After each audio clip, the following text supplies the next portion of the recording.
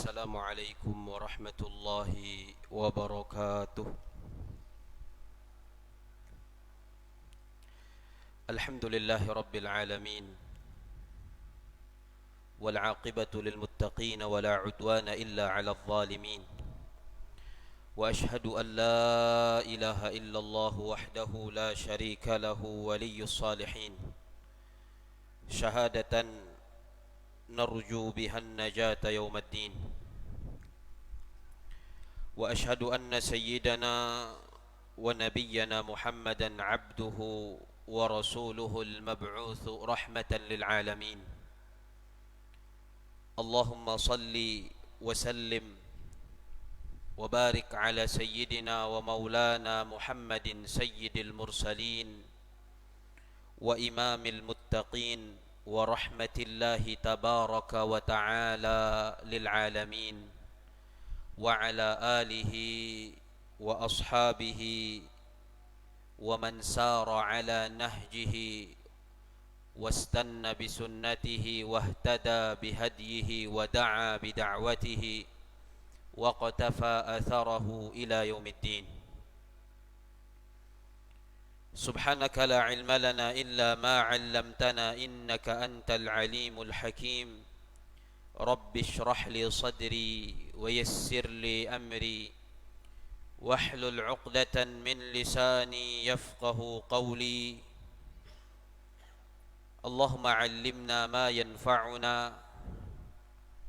وانفعنا بما علمتنا وزدنا علما. اللهم إنا نسألك علما نافعا وقلبا خاشعا ولسانا ذاكرا وعملا صالحا متقبلا ورزقا حلالا طيبا مباركا وشفاء من كل داء.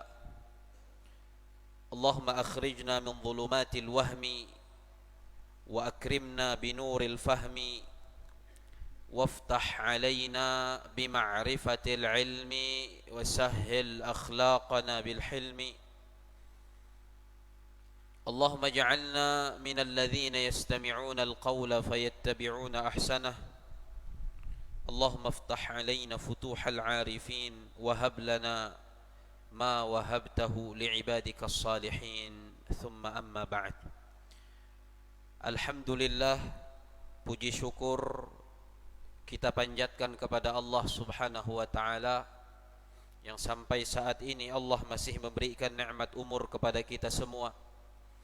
Mudah-mudahan Allah juga memberikan kepada kita nikmat taufik untuk senantiasa memperbanyak ibadah, memperbanyak amal saleh dan ketaatan kepada Allah, untuk memanfaatkan sisa-sisa umur kita ini untuk kita jadikan bekal ketika nanti kita akan menghadap Allah Subhanahu wa taala. Alhamdulillah, pada malam hari ini kita diberi nikmat taufik oleh Allah Subhanahu wa taala untuk melangkahkan kaki kita dari rumah-rumah kita masing-masing bersama-sama menuju rumah Allah Subhanahu wa taala, menjadi tamunya Allah Subhanahu wa taala. Mudah-mudahan kita dimuliakan oleh Allah Subhanahu wa taala, dimuliakan di dunia dan dimuliakan di akhirah. Kita diberi taufik oleh Allah untuk melaksanakan salat fardu secara berjamaah. Mudah-mudahan rangkaian ibadah salat berjamaah yang kita laksanakan diterima oleh Allah Subhanahu wa taala, dilipat gandakan pahalanya oleh Allah, dan kelak pahala itu akan menjadi pemberat timbangan amal kita di hari kiamat. Dan mudah-mudahan kita diberikan istiqamah oleh Allah untuk senantiasa memperbanyak kebaikan dan amal saleh. Amin ya rabbal alamin.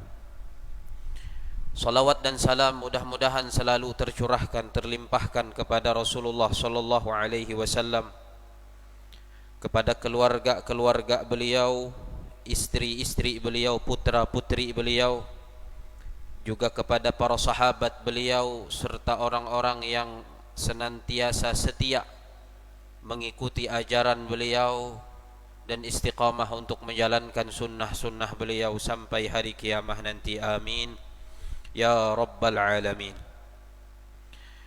Jemaah salat maghrib yang mudah-mudahan kita semua dirahmati oleh Allah Subhanahu wa taala. Kita kembali melanjutkan kajian kita tentang dosa-dosa besar kepada Allah Subhanahu wa taala yang merujuk kitab karya Al-Imam Al-Hafidh Abu Abdullah Syamsuddin Muhammad bin Ahmad bin Uthman bin Qaymaz Al-Zahabi rahimahullahu ta'ala, dengan harapan mudah-mudahan ketika kita membaca ayat-ayat Allah yang berisi ancaman dan juga hadis-hadis baginda Rasulullah yang berisi ancaman bagi pelaku-pelaku dosa-dosa besar, kita menjadi takut untuk melakukan dosa-dosa tersebut. Kita berusaha dan berupaya untuk menjauhi dosa-dosa tersebut, dan mudah-mudahan kita meminta kepada Allah Subhanahu wa taala kita tidak terjerumus ke dalam dosa-dosa besar yang pelaku-pelakunya mendapatkan ancaman dari Allah Subhanahu wa taala dan Rasulnya. Kita masih melanjutkan pembahasan kita tentang dosa besar yang ke-19, yaitu dosa besar mengkonsumsi sesuatu yang memabukkan. Pada pekan yang telah lalu, yang paling terakhir kita bahas adalah satu hadis Nabi sallallahu alaihi wa ala alihi wasallam, di mana di ujung hadis itu Rasulullah sallallahu alaihi wasallam menegaskan bahwasanya khamar, yang makna asalnya adalah minuman yang terbuat dari anggur ataupun kurma. Khamar yang makna aslinya adalah minuman yang memabukkan yang terbuat dari anggur dan kurma. Tapi oleh Nabi sallallahu alaihi wa ala alihi wasallam, dengan hadis ini khamar tidak lagi terbatas pada minuman yang terbuat dari anggur dan kurma saja. Karena kemarin dalam hadis terakhir yang kita baca, Rasulullah sallallahu alaihi wasallam menegaskan, kata beliau, ala wa kullu muskirin khamrun, ketahuilah setiap yang memabukkan itu disebut khamar. Jadi makna asal khamar itu sebagaimana sering kita sebutkan adalah minuman yang memabukkan terbuat dari anggur dan kurma. Cuman oleh Rasulullah sallallahu alaihi wasallam diperluas maknanya. Kata beliau, ketahuilah setiap yang memabukkan adalah khamar. Artinya tidak lagi terbatas pada yang terbuat dari anggur dan kurma, dan tidak lagi terbatas pada minuman. Karena bahasanya Rasulullah sallallahu alaihi wasallam, setiap yang memabukkan, setiap yang menghilangkan akal, itu adalah khamar. Berarti mencakup segala hal yang memabukkan, mau itu minuman, mau itu makanan, mau itu obat-obatan dan apapun jenisnya. Kalau kemudian benda itu menghilangkan akal seseorang dan memabukkan seseorang, maka masuk dalam kategori khamar, yang mana orang yang mengkonsumsinya telah melakukan dosa besar kepada Allah Subhanahu wa taala. Jadi kata Rasulullah, wa kullu muskirin khamrun, setiap yang memabukkan adalah khamar. Wa kullu khamrin haram, dan setiap khamar itu hukumnya haram. Artinya kesimpulannya setiap yang memabukkan itu hukumnya adalah haram, apapun bentuknya, apapun namanya. Kalau dia kemudian memabukkan ketika dikonsumsi, maka dia termasuk diharamkan di dalam agama Allah Subhanahu wa taala. Kemudian Al-Imam Al-Zahabi rahimahullahu taala melanjutkan, beliau mengatakan, qala rahimahullahu taala wa nafa'ana bihi wa bi'ulumihi wa bi'ulumi sairis salihin fid darain amin. Wa yadkhulu fi qawlihi sallallahu alaihi wasallam kullu muskirin khamrun al-hashishatu kama sayatil kalamu 'alaiha insyaallahu ta'ala. Kata Al-Imam Az-Zahabi rahimahullahu ta'ala, dan termasuk ke dalam sabda Rasulullah sallallahu alaihi wasallam, sabda beliau, setiap yang memabukkan adalah khamar. Termasuk ke dalam sabda ini, kata Rasulullah, kata Al-Imam Az-Zahabi, al-hashishah, ganja. Ganja kikuan Al-Imam Az-Zahabi termasuk mara ucapan Nabi sallallahu alaihi wasallam, kullu khamrin haram atau kullu muskirin khamrun, setiap yang memabukkan adalah khamar. Termasuk kikuan beliau ganja.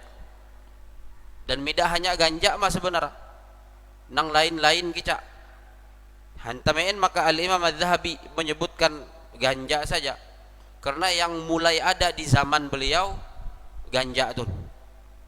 Kalau seandainya si zaman beliau jadi ada sesuatu nang memabukkan sama dengan si zaman nitah tuh, kan si zaman nitah jadi macam-macam bentuk setuaya, jadi macam-macam bendaya nang memabukkan tuh, obat-obatan dan yang lain ya. Itu termasuk cak. Beliau memasukkan satu jenis baru di zaman beliau sudah ada, yaitu ganja. Ikon beliau ganja itu termasuk si sabda Rasulullah, kullu muskirin khamrun, setiap yang memabukkan adalah khamar. Kemudian kata beliau, sayatil kalamu 'alaiha insyaallah, akan datang penjelasan tentang ganja ini setelah ini akan beliau bahas kare. Cuman beliau melanjutkan untuk menukilkan kepada kita hadis-hadis yang berisi ancaman dari Rasulullah sallallahu alaihi wasallam bagi orang yang melakukan dosa besar mengkonsumsi sesuatu yang memabukkan ini. Ruya, kata beliau, diriwayatkan, anna syarabatal khamri idza atau 'ala as-sirati yatakhattafahumuz zabaniyatu ila nahril khabal. Diriwayatkan bahwasanya orang-orang yang meminum khamar atau mengkonsumsi sesuatu yang memabukkan, idza atau 'ala as-sirat, apabila mereka datang untuk melintasi dan melewati jembatan Shiratul Mustaqim pada hari kiamat nanti, kan setiap itah pasti melewati ete. Allah Subhanahu wa taala menegaskan sihuang Al-Qur'an, wa im minkum illa wariduha, dan tidak ada seorang pun dari kalian, kata Allah, kecuali akan melewati jembatan yang membentang di atas neraka jahanam yang disebut dengan As-Siratul Mustaqim. Setiap kungan pasti akan mahalau hete. Nah, kekuan Al-Imam Az-Zahabi, beliau menukilkan satu riwayat bahwasanya nanti para pemabuk, orang-orang yang mengkonsumsi sesuatu yang memabukkan ini, ketika akan melewati jembatan Shiratul Mustaqim pada hari kiamat nanti, yatakhattafahumuz zabaniyah ila nahril khabal, akan disambar, akan diseret, akan dijatuhkan oleh malaikat zabaniyah. Malaikat zabaniyah adalah para malaikat yang Allah tugaskan untuk menyiksa orang di dalam neraka. Nah, nanti ketika setiap orang melewati jembatan Shiratul Mustaqim, ada orang-orang yang kemudian langsung ditarik, diseret, dijatuhkan dari atas jembatan itu. Oleh siapa? Oleh para malaikat zabaniyah yang Allah tugaskan untuk menyiksa orang-orang di dalam neraka. Diseretnya kemana? Ila nahril khabal, ke sungai Khabal. Al-Khabal, ranca kami tah menyebut Al-Khabal itu adalah air yang bersumber dari nanah dan darah orang-orang yang disiksa di dalam neraka. Dahak nana uluh nang kena siksa si huang neraka, itu kan dahaya belua, nanaya belua. menjadi sungai. Saking area uluh tame neraka teh itu sampai menjadi sungai. Dan sungai teh kareh digunakan lagi untuk menyiksa orang-orang lain dengan dosa-dosa tertentu. Salah satunya adalah mereka-mereka yang ketika hidup di dalam dunia mengkonsumsi sesuatu yang memabukkan. Jadi mereka yang mengkonsumsi sesuatu yang memabukkan ini akan diseret oleh malaikat Zabaniyah ketika melewati jembatan Shiratul Mustaqim itu untuk langsung dilemparkan, dijatuhkan ke dalam sungai dari nanah dan darah penghuni neraka. Nya ibu marah hete. Nahangui hete. Enkah saya menahangui si dahak dan si nanah teh. Kemudian ketika diseret ke situ, kata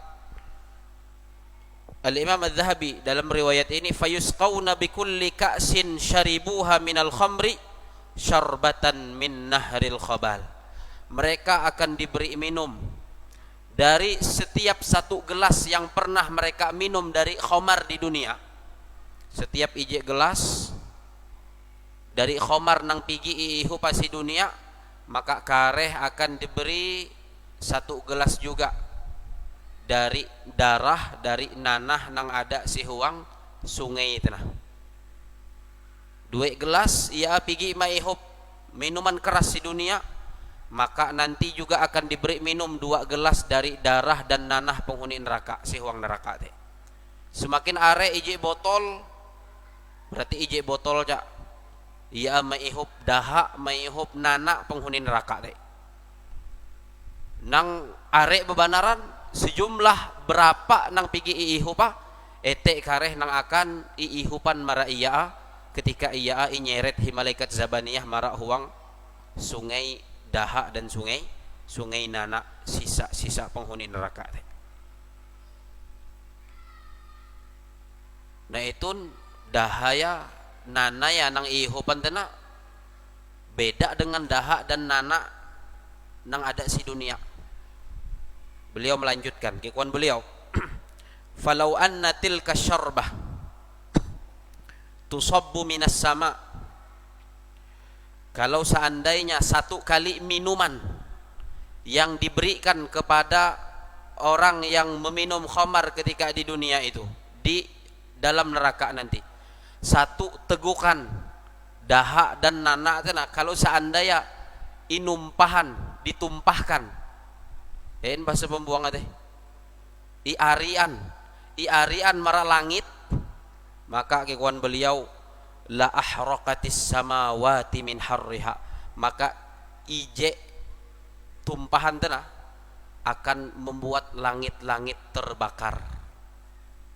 Dahak tena nana tena kalau iarian mara langit, langit akan terbakar. Ayo itu iihub uluh nang pigi mengkonsumsi sesuatu nang memabukkan. Tidak sekedar sama dengan dahak si dunia kalau dahak si dunia ihub paling jijik muta mah, muta melelah mah, itu membakar langit pun, kata beliau, kalau seandainya dahak dan nana sisa-sisa penghuni neraka itu inumpahan marak langit, iarian marak langit, maka langit tak akan terbakar. Allahu Akbar, mengerikan bebenaran siksa ya.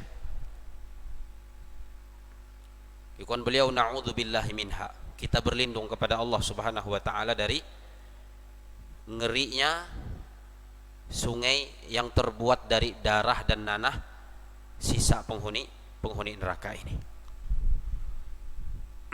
Dzikrul athari 'anis salafi fil khamri. Nah, beliau kemudian beralih setelah itu terakhir beliau menyebutkan ancaman Allah Subhanahu wa taala dan juga Rasulullah sallallahu alaihi wasallam bagi para pengkonsumsi sesuatu yang memabukkan di dunia yang akan mereka dapatkan di akhirat. Kemudian Al-Imam Al-Zahabi rahimahullahu ta'ala menyebutkan asar-asar itu adalah ucapan-ucapan para sahabat dan orang-orang setelah mereka. Bisa juga digunakan kalimat asar ini untuk ucapan Rasulullah sallallahu alaihi wasallam atau sabda Rasulullah sallallahu alaihi wasallam. Tapi di sini beliau menukil asar atau ucapan dari salah seorang sahabat Nabi, Sayyidina Abdullah bin Mas'ud radhiyallahu anhu. Kikuan beliau, Dzakara Ibnu Mas'ud radhiyallahu anhu annahu qala,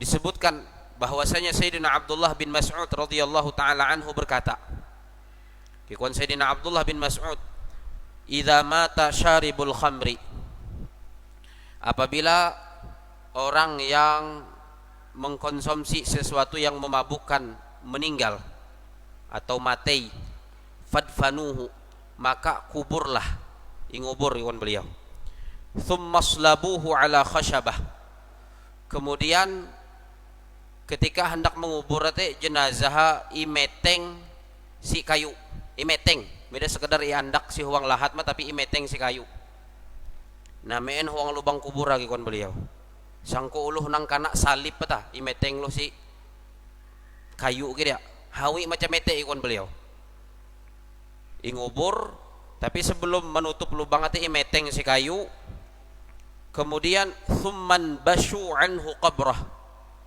kemudian setelah beberapa waktu iungkar kuburnya hindai, fa in lam taraw wajhahu masrufan 'anil qiblah wa illa fatrukuhu masluban, jika kalian tidak melihat wajahnya dipalingkan dari arah kiblat, maka biarkan saja dia tetap diikat di kayu tersebut.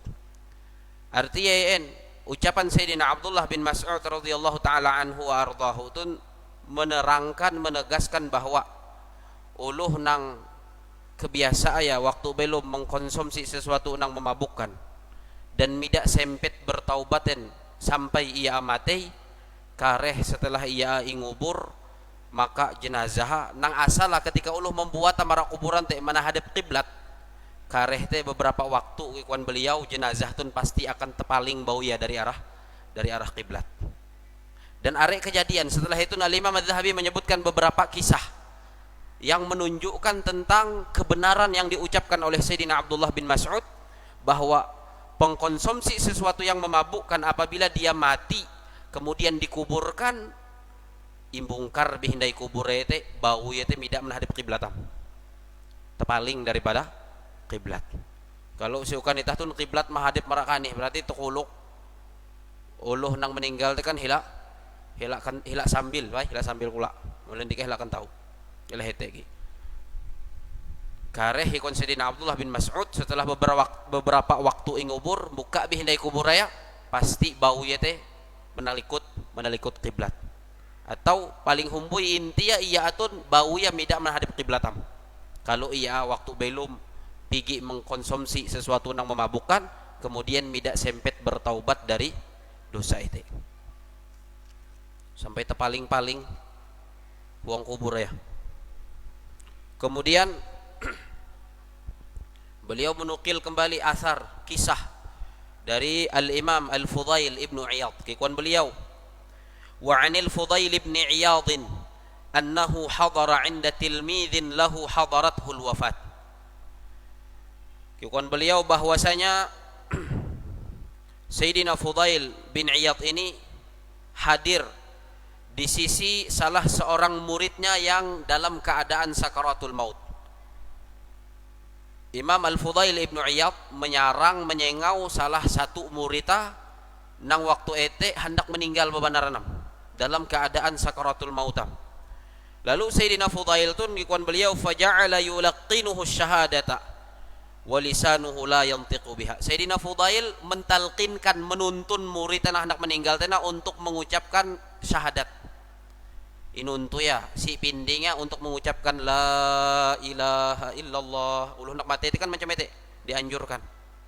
Nah Sayyidina Fudail Ibnu Iyad ketika mengunjungi murid yang hendak meninggal teh ngite atau ke peninggalan dalam keadaan sakaratul mautam imbisi kayak inuntu ya intalqiya si pinding murid teh syahadat la ilaha illallah, tapi ikuan beliau walisanuhu la yantiqu biha. Ternyata si murid tun mida kawaa menuturan kalimat itu, padahal murid ulama besar tuh. Dan kareh beliau menyebut bahwa murid tun sudah sampai pada derajat ma'rifaham kepada Allah Subhanahu wa taala.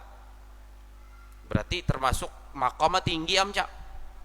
Tapi ternyata ketika sakaratul maut, inuntun hi guru ya Sayyidina Al-Fudail bin Iyad untuk menuturkan syahadat, lisan murid ini tidak mampu untuk menuturkan syahadat.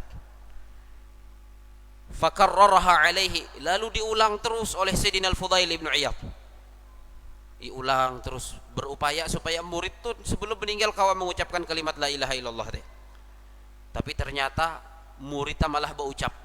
Ketika inuntun hi guru ya Sayyidina Al-Fudail bin Iyad pun untuk mengucapkan la ilaha illallah, nyame itu midak kawain mengucapkan la ilaha illallah deh. Tapi malah ketika diulang beberapa kali oleh guru itu malah berucap kikuan muridnya la aquluha wa ana bariun minha. Yaku midak pacangan mengucapkan la ilaha illallah dan yaku berlepas dari la ilaha illallah. Oh, berat itu. Sampai berucap berlepas dari kalimat la ilaha illallah itu berarti tahu menyebabkan beluak dari agama Allah Subhanahu wa taala. Sampai muridnya berucap macam itu. Lalu apa yang terjadi? Fa kharaja al-Fudail min indihi wa huwa yabki. Setelah mehining ucapan murid itu nak yaku midah hendakan mengucapkan la ilaha illallah dan yaku berlepas dari la ilaha illallah beluak guru ya Sayyidina Al-Fudail bin Iyad dalam keadaan menangis. Dalam keadaan menangis. Itu murid mandau-mandau belajar dengan beliau, mondok si majelis beliau. Ketika hendak meninggal dalam keadaan sakaratul maut, inuntun mengucapkan la ilaha illallah, diulang-ulang malah ya berucap macam itu. Mengaku arepa berlepas diri dari kalimat itu. Wal iyadu billah. Beluak Sayyidina Al-Fudail bin Iyad dalam keadaan menangis. Kemudian meninggallah murid dalam keadaan mengucapkan dengan dau. Midah hendak mengucapkan la ilaha illallah dan mengaku berlepas dari kalimat itu. Thumma ra'ahu ba'da muddatin fi manamihi. Rupa beberapa waktu setelah murid tun meninggal, Sayyidina Al-Fudail bin Iyad nupi menggite murid tatena. Terumpak dengan murid nang inuntu yang mengucapkan la ilaha illallah tapi bidah hendakin. Nupi si huang nupi yete Al-Imam Al-Fudail bin Iyad menggite wa huwa yushabu bihi ilan nar. Si murid sedang diseret ke dalam neraka. Inyeret hi para malaikat hendak iintan para malaikat menamean murid itu marahuang neraka. Faqala lahu, lalu Sayyidina Al-Fudail beinsek dengan muridnya. Beinsek sebab hantamein maka sampai murid tun midah hendak mengucapkan la ilaha illallah, bahkan sampai melepasan diri dari la ilaha illallah. Kikuan Sayyidina Al-Fudail, ya miskin bima nuzi'at minkal ma'rifah. Wahai muridku yang sangat amat kasihan, apa sebabnya derajat ma'rifatmu itu dicabut darimu? Ayo sampai derajat ma'rifat, kenal bebenaran dengan Allah Subhanahu wa taala. Kikuan Sayyidina Fudail, kikuan guru ya hantamein maka itu tercabut dari dirimu. Faqal, lalu kikuan muridnya menjawab, si huang nupi inte, kisah si huang nupi. Kikuan muridnya, ya ustad, wahai guru, kana bi illatun. Dulu ketika hidup aku memiliki satu penyakit.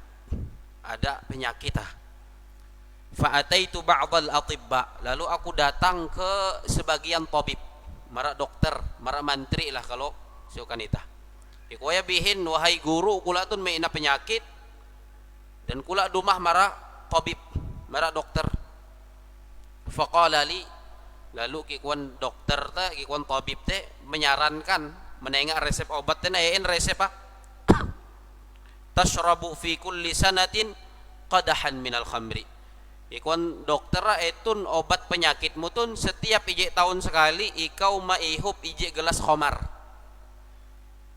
Maihup ije gelas khamar akan obat setahun sekali. Wa illam taf'al, amun mida inggawimu, mida ihupmu setahun sekali khamar tun ije galas, maka penyakitmu tun mida pacangan sembuh-sembuhin. Wa illam taf'al tabqa bika illatuka, maka penyakitmu akan terus-menerus ada dan tidak akan sembuh-sembuh. Lalu kekuan murita fakuntu ashrabuha fi kulli sanatin li ajli tadawi, maka aku meminum khamar itu setiap 1 tahun sekali 1 gelas hanya untuk berobat, akan berobat. Maihup pun ije tahun sekali. Lalu kikuan Al-Imam Adz-Dzahabi mengomentar kisah itu. Kikuan beliau, fahadha halu man yashrabuha litadawi. Ini keadaan orang yang meminum khamar tadi untuk apa? Untuk berobat. Maihu papun ije galas setahun sekali mah. Akan berobat mah indai. Itun keadaan kikuan beliau. Mati dalam keadaan su'ul khatimah. Gara-gara berobat dengan khamar, maihu papun ije galas dan ije tahun sekali mah. Mida akan kesenangan-kesenangan ini, mida akan beraramian ini, mida akan hura-hurain. Tapi hanya sekedar menihawan penyakit. Balasan Allah Subhanahu wa taala, Allah berikan orang ini mati dalam keadaan su'ul khatimah, berlepas diri dari kalimat la ilaha illallah. Makanya kikuan Al-Imam Adz-Dzahabi, seperti ini keadaan orang yang meminum khamar untuk berobat. Fa kaifa halu man yashrabuha li ghairi dzalik. Maka bagaimana kiranya keadaan orang yang meminum khamar bukan untuk berobat, akan hura-hura, akan kesenangan-kesenangan, akan beraramian, akan memang menikmati minuman itu akan lebih ngeri indai. Artinya bahwa kisah itu menunjukkan bahwa sesuatu yang memabukkan bisa menjadi sebab seseorang itu mati dalam keadaan su'ul khatimah. Bisa menjadi sebab mati dalam keadaan su'ul khatimah gara-gara mengkonsumsi sesuatu yang memabukkan itu. Wa su'ila ba'dut ta'ibina an sababi taubatihi. Kemudian kikuan beliau, sebahagian orang yang bertaubat dari meminum khamar. Jadi ada uluh-uluh nang betaubatam dari minum khamar, menyalang ambihin rancak benar mehop khamar. Tapi betaubatam. Nah, uluh nang bertaubat tuh Al-Imam Adz-Dzahabi pernah ditanya tentang sebab hantamein maka ia bertaubat dari minum khamar, dari mengkonsumsi sesuatu yang memabukkan. Kikwaya faqala, ia menjawab sebab ia bertaubat te kuntu anbushul kubur. Yaku pigi kikwaya menabuk kubur. Faraitu fiha amwatan. Setelah menabuk kubur tanah, aku menggite beberapa mayit si huang kubur teh masrufina anil qiblah. Elen mayit-mayit nang ada si huang kubur teh, jenazah-jenazah nang ada si huang kubur teh ternyata dipalingkan dari arah kiblat bauya. Gara-gara itu ia bertaubat. Jadi menabuk lubang kubur, rupa atas supa masih ada jenazah habi, dan jenazah atun rupa tidak menghadap kiblat. Maka tidak sekali dua kali ini kok ya. Ra'aitu amwatan, beberapa jenazah, beberapa mayit. Setelah beliau menabuk lubang kubur itu seberataan jenazah-jenazah itu, seberataan mayit-mayit itu rupa dipalingkan wajah mereka dari arah kiblat, tidak menghadap kiblat. Fasa'altu ahlihim anhum, lalu aku beinsek inggau rupa keluarga empun kuburan tun inggau. Yaku beinsek ke kue dengan keluarga empun kuburan teh tentang elen-elen nang bakubur teh. Faqalu, lalu jawaban keluarga, kanu yashrabunal khamra fid dunya. Mereka yang dilihat oleh orang ini nang baunya terpaling dari arah kiblat teh adalah dulu ketika hidup di dunia kebiasaan mereka mengkonsumsi khamar, meminum minuman keras, mengkonsumsi sesuatu yang memabukkan. Wa matu min ghairi taubah, dan elen mati mida sempet bertaubatin. Ayo hati-hati, terpaling bau daripada kiblat. Biar imeteng ja kikon Sayyidina Abdullah bin Mas'ud andau. Meteng bisi liang lahat kuburan teh. Begitu petengah, terpaling bau tu dari arah kiblat. Wa qala ba'dus salihin, mata li waladun saghirun falamma dafantuhu ra'aituhu ba'da mautihi fil manam. Sebahagian orang-orang soleh berkata dan mengisahkan sebuah kisah. Jadi ada salah seorang orang soleh kikuan Imam Adz-Dzahabi berkisah. Kikuan orang soleh itu salah seorang anakku yang masih kecil, masih halus meninggal. Manakala aku menguburnya, setelah ingubur hanya jadi meninggal, kemudian ingubur si pekuburan, ra'aituhu ba'da mautihi fil manam. Yaku menggite anakku nang jadi inguburku teh nasi huang nupinku. wa qad syaba ra'suhu, ternyata si wang nuping ku teh jadi anak kubur teh ya aku menggite balawa bauban balawa, padahal masih nakuluh mati dalam keadaan anak-anak masih halus. Jadi beberapa waktu jadi berkubur bapak nupi, bapak orang soleh nupi begitu anak kan nang masih halus bete nak bauban balawa. Udah kan kalau nang kakuluhan teh hindai baubanan balau, cuman gitu ya ngite ko suang nupin ko anak kutun bauban. Lalu beliau biinsik fakultu, aku bertanya kepada anakku, ya waladi dafantuka wa anta saghir famal ladzi syayyabaka, wahai anakku, ketika aku menguburkan engkau masih kecil, lalu nang menyebabkan balau mutun maka jadi bauban, jadi ngubur si pekuburan dek. Lalu jawaban anak kagikuan anak, ya abati, wahai ayahku, dufina ila janibi rajulun mimman kana yashrabul khamra fid dunya. Ketahuan di Ka'bah kula tun hantam jadi berkubur saitun maka bauban, hantam si gapi ukan kula berkubur ada uluh nang kebiasa aya belum meihub khamar. tetangga kubur ya maihub khamar ketika belum si dunia. Lalu ikuan anak kate gara-gara kula berkubur si gapi iya zafarat jahannamu liqudumihi zafratan, neraka jahannam tun bersuara suara apui neraka jahannam nyaring bebanaran kehiningan oleh heleng kula seberatan nang ada si pekuburan tun sekali mah bersuara teh, tapi imbas dari suara neraka jahannam gara-gara uluh nang berkubur si gapi kula nang kebiasa ya maihub khamar maihub minuman keras na, lam yabqa minha tiflun illa syaba ra'suhu min syiddati zafratiha, tidak tersisa seorang anak pun nang pigi berkubur tungkai kecuali seberataan gara-gara mehining suara neraka jahanam teh bauban sendiri ya.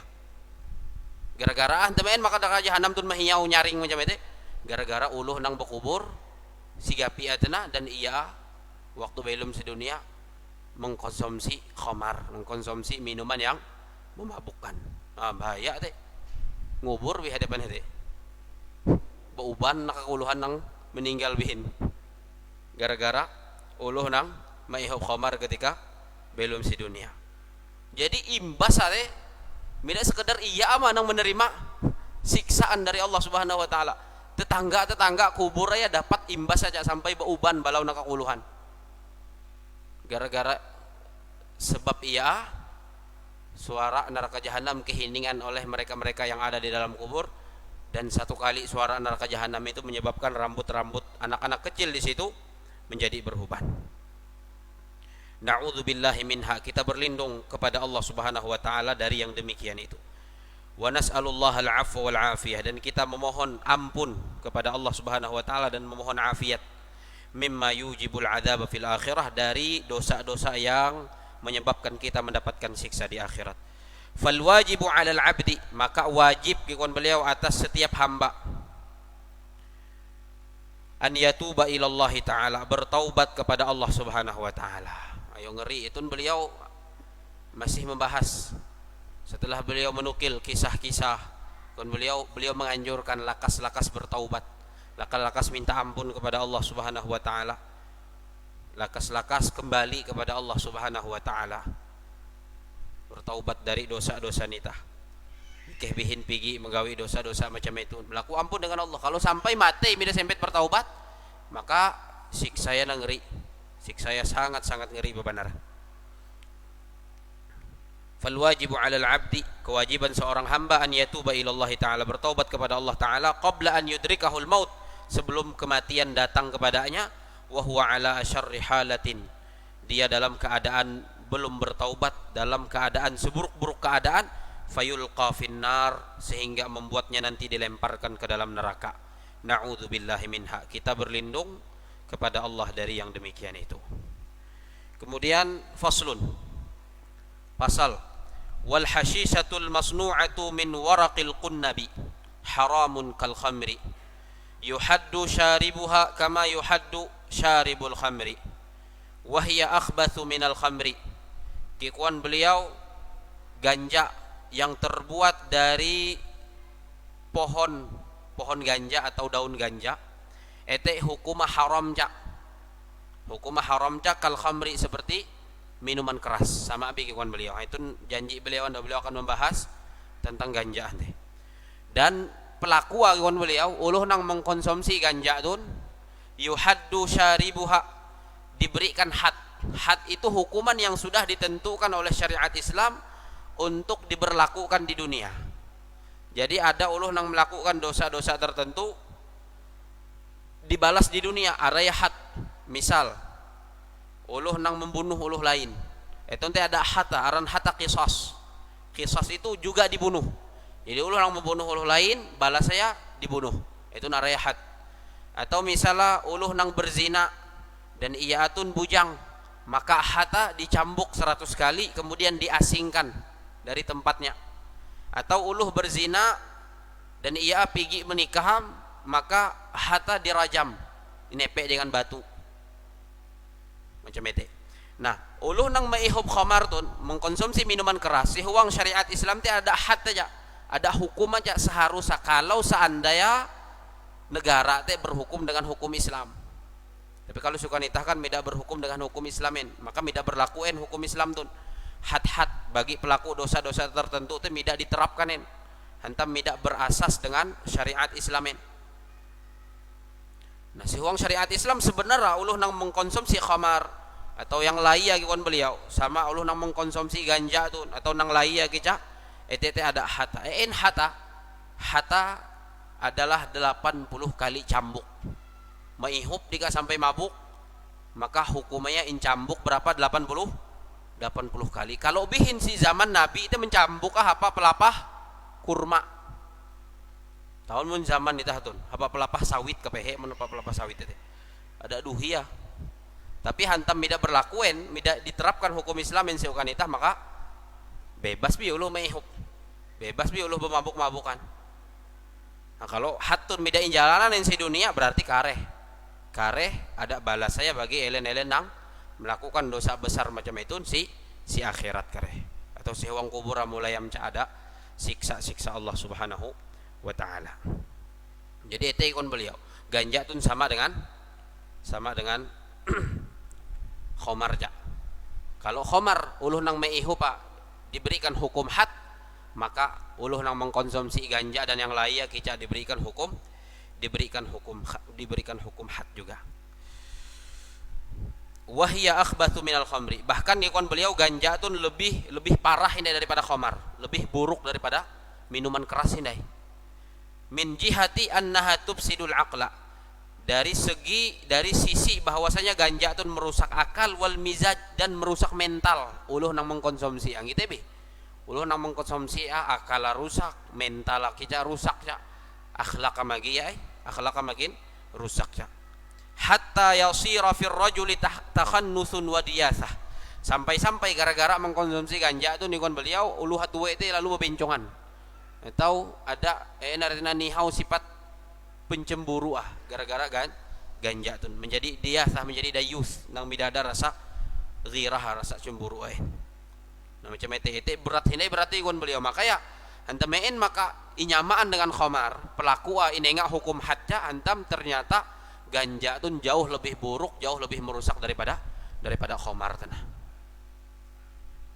Kemudian beliau menukil lagi hadis dari Rasulullah sallallahu alaihi wasallam, wa qala sallallahu alaihi wasallam, Rasulullah sallallahu alaihi wasallam bersabda, ma askara kathiruhu faqaliluhu haram. Ikwan Rasulullah, kalau banyaknya menyebabkan mabuk, maka mengkonsumsinya walaupun sedikit juga hukumnya haram. Minuman keras atau ganja itu kalau konsumsi are mahawi ia mabuk, mahawi ia sakau, berarti isut pun mengkonsumsi hukum haram ya. Mina kawai mose-mosein berarti sesuatu, walaupun injek dengan jari lalu incoba sigela mina kawain, walaupun misalnya tidak menyebabkan mabukan tetap haram ya. Mikihai minuman keras pun haram apabila sampai mabuk mahbien. Isut pun walaupun meninjek sama walaupun memosek ama tetap haram hukumah. Antam Nabi berceruman ma askara kathiruhu faqaliluhu haram. Apabila banyaknya menyebabkan mabuk, maka mengkonsumsinya walaupun sedikit juga hukumnya haram. Dan siksanya kita jadi melihat bagaimana ancaman-ancaman Rasulullah Shallallahu Alaihi Wasallam dan bagaimana kisah-kisah. Karena beliau akan menukilkan kisah lagi. Terakhir penutup dari pembahasan ini beliau akan menukilkan kisah.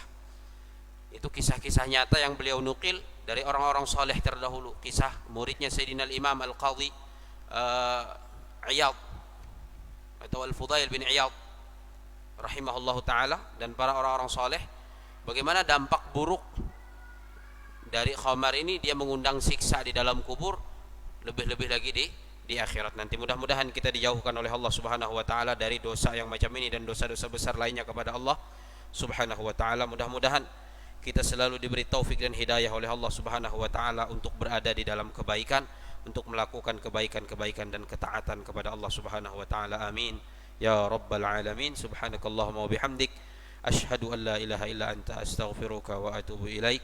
Wa sallallahu ala nabiyyina Muhammadin wa alihi wa sahbihi wa sallam. Wassalamu alaikum warahmatullahi wabarakatuh.